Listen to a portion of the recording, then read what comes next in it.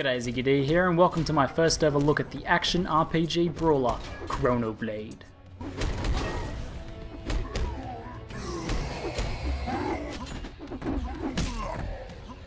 So, a little while ago, one of my subscribers actually sent me a message and gave me basically an invite to take a look at this game that they'd been beta testing. So, ChronoBlade is a free-to-play action RPG brawler that's currently in closed beta. I ended up speaking to some of the developers and they were kind enough to extend to me a closed beta key. So, in this video I'm just going to take a look at the game and just share some thoughts. I've spent quite a few hours playing it today and I've kind of had a blast. Like, I can see how it would be very addictive, and it's pretty satisfying and fun to play. So what you should be looking at right at the beginning here is some combat, some general combat just from the main, I guess it's like a storyline, main quest line missions that you can do. It's always good to kick these videos off with a bit of combat, show what the actual game is.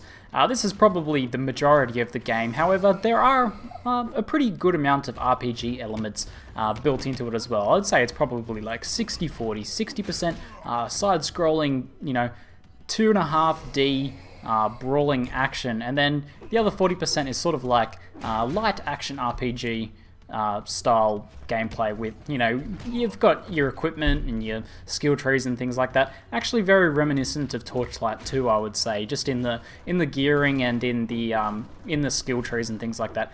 Obviously a bit more simple than Torchlight 2 since it is a more of a brawler oriented game, but still pretty satisfying amount of depth and possibility in terms of builds and things like that.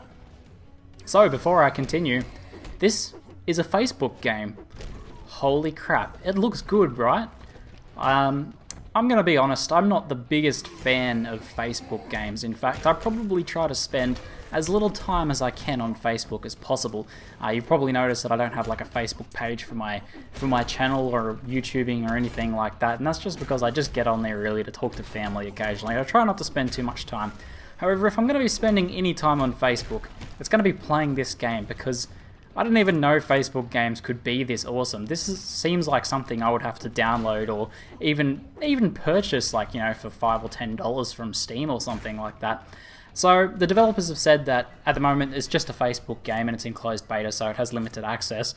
But in the future it sounds like they want to make it also a mobile game, so we could be seeing it on things like iPad, the Galaxy Nexus and iPhones and things like that. So it has a fair bit of potential there to reach the casual market, but also just to give you more hardcore action RPG people, which comprise the majority of my subscriber base, something to play on the move. That would be pretty cool. And basically you can play this on probably any laptop that can you know, run semi-good graphics. I haven't had a chance to test the scaling or ask about how well it scales down to lower end systems and things like that, but it runs on Facebook, so it must be fairly accessible.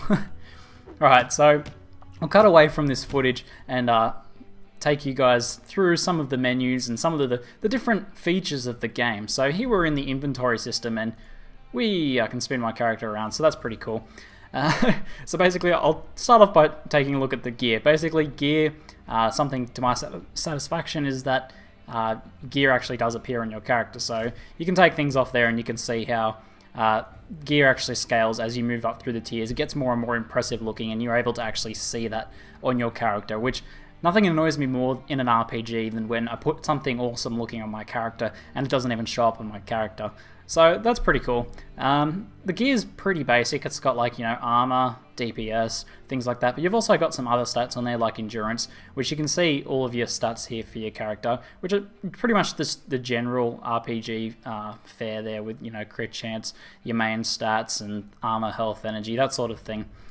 Basically, it doesn't really look like there's too much in terms of decision, at least at this point in the game. I'm around level 6, I've leveled up 2 of the separate character classes, which I'll look at in a second. And you have some choice at this point in the game between gears, like, do I want a slightly more powerful damaging weapon, or do I want one that's going to give me some, like, extra health? So you have some basic choices like that. I think further down the track, gear choices might be a little bit more dynamic, and you might be able to have them affect your build a bit. So on that note, let's go ahead and take a look at builds, essentially. So in the skill tree here, we've got At the moment, there's two basic pages of skills, so skill tree lines, kind of a lot like what you've seen in Diablo 2 or Torchlight 2 or Torchlight 1. Basically, you put 5 points in here, and then you can go into the next line in the tree. Or if you put enough points in here, you can unlock other rows in this line. So currently, I'm building a berserker that's focused on crit damage. So I've got like critical hit chance and bleeds on critical hits, and I'm aiming for explosions on critical hits. So you got a fair bit of flexibility in how you choose either between these two trees. You can stick in one tree or stick in the other tree, or you can choose some skills out of either tree. You can have like a bit of a hybrid balanced build. I read briefly on the forums that it looks like the developers are planning on adding more skill trees for each character as well. So we could see maybe like 3 skill trees, I would probably think. So that will give you a bit more diversity in the future. So I'll just quickly go out and show you guys the classes. At the moment, there's this, Brawler, Berserker, Barbarian style character, and then you've got this melee sort of witchy sort of character. She's got 2 skill lines. I'll actually select her over here. I actually had quite a bit of fun with her as well. Take a look at the skill tree. You've got like Summoner, which she can grow in size and do different things like that, and then Shadow, which is like focused on different sort of shadow stepping abilities and different more tricky sort of abilities. So she's pretty cool as well. I can actually take you out and have a look at her inventory. I probably enjoy her more, but I'm leveling the Brawler at the moment. So she uses a weapon that she basically flings around her in circles, and I kind of like that style of gameplay. Hits more enemies, really builds up that combo meter, and pumps up that score, that sort of thing.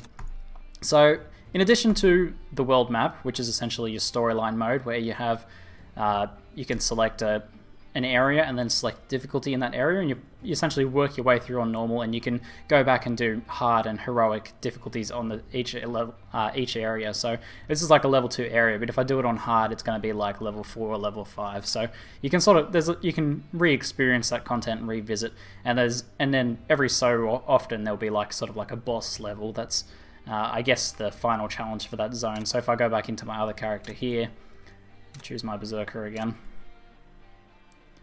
and then go back into the world map, we've got, so you can see I've done the Highland Pass bosses sort of zone here, and then it opens up all these ones that you can start working your way through. So this, I don't know how far this extends out. It looks like there'll be quite a few little sets of that, and might be something they extend upon as well in the future. But it seems like there's a fair bit of gameplay in that, and a fair bit of replayability. I've played for quite a few hours on this already, and I've sort of made it that far there. In addition to that, however, you have this tournament modes here. As you can see, there's sort of this timer here for the weekly tournament, and it has as the top prize a legendary helmet basically. So you got this helmet awarded to truly epic beta players, and that's pretty cool there. And basically, you use these tournament tokens here to enter the tournaments. And I'll get into talking a little bit about the microtransaction side of things, or my theories on the microtransaction things a little bit. But the tournament play tokens you use up to enter the tournament, and it's kind of like a challenge to see how far you can survive and how many points you can rank up. So if you go into the tournament mode here, it's got like a leaderboard and things like that, where you use your combo scores and your survival to see, how you try and rank up on the leaderboard. So I had a crack at it earlier and got 35k there, so it looks like I'm actually 9th on the leaderboard, but there's not very many people playing at the moment since it's a closed beta. Yeah, and these tournament play tokens seem to refresh every half an hour. So if you've played any sort of Facebook games like Farmville and that sort of thing, you're probably used to those sort of like energy meter things like that. Usually I'm not a fan of those, but the tournament play tokens doesn't seem too invasive because you're not really forced to play the tournament. You can play the tournament 3 times, have 3 cracks at it, and then every half an hour you restore another token. So I don't really think it will be necessary to buy more tournament tokens or anything like that, which I was actually a little bit worried. So on that note, I'll talk a little bit about the microtransactions. So you have your main currency is gold, which you earn in the game through just killing stuff and picking up gold, and also selling things from your inventory. So I can sell like this potion here and get 10 extra gold basically. And there's a little button next to that, so I assume you'll also be able to purchase that through microtransactions. And then there's these crystals which are used to buy extra things, like you can, if I go into the store, you can buy like upgraded versions of armor around your level and things like that. And you can also buy revives if you get to the boss on a level and decide that you don't really want to die and have to redo it. You can spend one of those crystals. So I pretty much came into this once I knew it was a Facebook game thinking, okay, there's going to be some element of pay to win to this. And the real thing that I was, curious to see was how much pay to win it is, because, other games are pay to win as well, like Diablo 3. If you have a lot of real money, you can buy gear to power up your character. And it seems like it's a similar sort of pay to win style here. You can easily just buy things with gold and grind that in the actual game.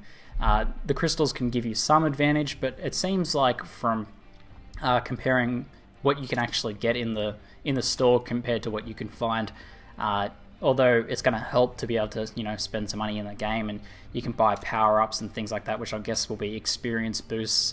It seems like it's the okay sort of pay to win, if there is such a thing. I guess when you come into a Facebook game, you expect some element of that, and it doesn't seem too bad. However, none of this microtransaction system is implemented yet in the closed beta, so I'm sort of just theorizing based on what's in the game currently and what I speculate they will add in the future in terms of that. So overall, it seems like there's a fairly satisfactory amount of depth and possibility to this game. Like if you really want to get into it and play it and be able to enjoy it on a more cerebral action RPG level there, but it's also got that gameplay that's really just old school brawler style, like Streets of Rage style combat, which is just very satisfying on its own. So let's I'll just jump into an easy sort of mission, and I might just do this one here. And I'll explain the combat systems a little bit, because there's a few things you probably didn't pick up in the initial little gameplay that I showed off. I guess that actually about the depth of combat, because there is a fair bit of complexity to it. So basically, once I get started here, you have two attacks. You have your light attacks, which you can string together into basic light combos, and you have your heavy attacks, so slower, heavier hitting ones, which also string together in combos. You also have a basic block, which seems to be 100% effective against most attacks. So block's a little bit overpowered, but I don't really think that's too much of an issue, because the game's more about trying to kill things off quickly. I'm stuck in web there, and as you saw, I leveled up, so you get your experience as you kill things and that sort of thing. Now, you can string together heavy and light attacks to make different sort of combos. So if I could do two lights and then some heavies, he'll do different things like that. However, you've also got jumps, so you can also string together light attacks and jumps, and then heavy attacks to, slam the ground and things like that. So let's go smash some of these guys like that. That's a pretty satisfying combo there. And obviously the two different characters have completely different combos that you can learn, and just by combining those heavy and light attacks differently, but also combining movement and the way you string them together with enemies. So to build up a really big score, you want to string up as many combos as possible, and you do that by combining different light attacks, heavy attacks, and trying to avoid getting hit. So as you can see here, I can pick up an item there. The sword represents that it's a weapon type item, so pick up those, and some gimlet knives, which probably aren't an upgrade for me since this is a lower level zone. Looks like there's some more enemies to kill there. So some of the enemies will have different types of attacks and different types of... Some of them will block, some of them will charge. There's these spiders that'll explode on you if you attack them at a certain time. So there's a fair bit of depth to the enemies as well, like you have to learn their attack patterns, as well as figure out combos and things like that that are effective against them, that allow you to avoid being hit, so you can really string together those high combos and things like that. So in addition to your heavy and light attacks and all the combos that you can string out of those, I'll just pick up some pants. Yeah. You've got your abilities, which are selected through the skill tree. So when you level up, you can select those skills and drag them and put them on your skill bar, which you see to the bottom left near my health pool there. So basically, at the moment, I've got a shout, which if you've played Diablo 3, you're probably familiar with how that sort of thing works. That's a shout that increases my damage based on how many people are near me when I shout. So as you can see, I've got like 4 swords there, which is damage bonuses basically. And that's relative to how many people are near you when you shout. If I shout with one person near me, I'm not going to get as many bonuses. And I've also currently got this whirlwind ability, which is kind of lackluster because I've only put 1 point into it, but it shows off how you can put the different abilities in there. So on the bottom right, you'll see that I've got two slots there, 2 inventory slots essentially. Now you can set these up however you want. I actually don't have any potions in my number 1 slot at the moment, so if I take too much damage, I'm pretty much screwed. But I've also got an energy potion in there, so that's pretty basic, you know, your health and mana potions. But you can also put in things like grenades and landmines and sticky grenades and other sorts of utility abilities, which they seem to be good for doing a bit of extra damage, but also like knocking back enemies and things like that. So each level has sort of like multiple little zones like that you move through. You've also got some destructible environment here like this, where you can pick up extra items and gold. That's always fun. So you have these few little loading screens. It seems like each level has 3 of these little areas like that, and you fight multiple waves of enemy in each one. So as you can see, there's also things like status effects and elemental damage types as well. So when I score a critical hit, I'll try and see if I can score one here to show you guys. There you go, you saw a little... You can see the critical text is like bigger and more vibrant, but also next to their name appears a little bleed symbol. That's because I've picked a skill in my passive tree that applies a bleed when I do score a critical hit. So that's the sort of build I'm going for, is synergizing those different skills, synergizing those different passives to make, you know, for an effective DPS sort of thing. So the bleed is the damage over time. And there's different types of effects from different passives and things like that. Now my whirlwind also does, I'm pretty sure it's like air damage, but it might be like water damage or something. Basically it's an elemental damage type. So if you pick up gear and passives that synergize well with elemental damage types, then you can you can improve the damage of that further.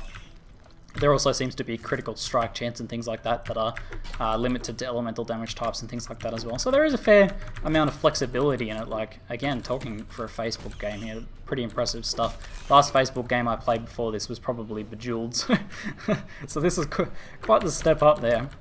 So when you play a bit more seriously, you can really try and string together those high combos, and you even start glowing gold once you get a really high combo together, which I'm not sure if I think that actually gives you damage bonuses and things like that as well. So you can build up a really nice tempo once you learn how to really combat the enemies well. So can I move forward in here? Looks like there's one enemy remaining. I might skip ahead to the boss fight. Actually, I think this is the boss fight. Here we go. So this is the boss fight for this zone. These guys overall are kind of easy. As I said, your block is a 100% chance block against most attacks, so against this guy, it's really just a case of blocking his attacks and not being on the wrong side of him when you try to block, and not failing like that, and exchanging some blows with him. So I like to use some heavy strikes to do some knockback, and then get a bit of a combo in, and then, you know, just move back to blocking, basically, so I don't take any damage. You can do this entire fight without taking any damage. However, I've played some later missions, and some of the boss fights are a little bit harder. Like there was a stone elemental sort of thing that I couldn't block one of his attacks. If he did this rolling attack, I couldn't block that and I would take damage, so you sort of had to dodge out of the way. That's something I haven't explained actually, is movement, because it is that 2.5D style. I guess it's 3D, but it's like, you know, a side-scrolling brawler. However, you can move into the foreground and background. Now you can do that just by holding up and down, but much faster at tapping. So if you tap left twice or right twice, you sprint. Now if you tap up and down twice, you'll do that little sidestep dodge. So that's pretty useful for dodging enemy attacks and just maneuvering around, picking up items, doing all that jazz to succeed, basically. So once you finish the level, you can beat up on this chest a little bit. Kind of reminds me of I can't remember, the side-scrolling brawler where you had a bonus mission where you would beat up a car. It reminds me a lot of that. So basically, once you finished, you get a rating based on your score and how well you did in the fight, and then you can choose to go to your skill tree or inventory. So from that fight, I picked up a bunch of stuff here. None of it's probably any good for me, but I can go ahead and sell that to, you know, pump up my gold a little bit more, which I can spend on, you know, reviving my character or buying more gear or buying more potions and things like that. So got a nice little amount of gold there, basically, and got an extra level as well, so pretty cool stuff. Actually, that means I've got some skill points to spend, so let's head into the skill tree here and let's see what I can get. I want to start leveling up deep reserves. You do get respecs as well, that's something else I wanted to mention, at the cost of gold as well, so they're not the cost of these crystals, the microtransaction crystals. So basically you can save up gold from doing a few levels and be able to respec. It costs more to respec depending on how far you are into the tree. So having a gold-based respec I'm a pretty big fan of. So basically, I'll go ahead and respec because I decided I didn't really like that tornado ability. So I'm going to go grab a heap of crit. Going to go grab a heap of this mock ability because I'm a pretty big fan of that shout. I've got 4 more points, so let's go get some deep reserve and get some bleed there. And we'll slowly work our way down through the tree. make a nice crit synergy style build there. So overall, I'm pretty impressed by this game. As I said, like the last Facebook game I played was Bejeweled, and this that doesn't hold a candle to this. You know, Bejeweled is addictive, but this is addictive and awesome. So if you guys are interested in maybe checking this out, I don't even know, to be honest, how exclusive the closed beta, how hard it is to get a beta key. I'll try and find some information. I'll put in the description on the comments and things like that. But if you guys express some interest, and you know, let me know in the comments whether you're really keen to try this game out. I'll take a chat. I'll have a chat to the devs and see if I can maybe get some beta keys to give out to you guys. Maybe they can give me 10 beta keys or something to give out, so some of you guys can try this out as well. I've had a lot of fun with this, and I think I'll probably play it a fair bit more. Just, you know, in the downtime between when I need a break from Path of Exile or Diablo 3. And maybe I'll cover it a little bit more in the future as well, since it's still early in closed beta, and they've got a lot more things to add. Maybe I'll take another look at it once there's some more characters out and things like that, or maybe I'll even do some, you know, basic build guides and things like that. Just give it a little bit more coverage, because I think it deserves to have the word spread about it that there are some awesome games on Facebook that you can actually play in the downtime. Anyway, that's it for now. Hopefully you guys have enjoyed this little first look. I don't really do these sorts of things very often, but I had a bit of fun doing it. So anyway, that's it for now. I'm ZiggyD, and thanks for watching.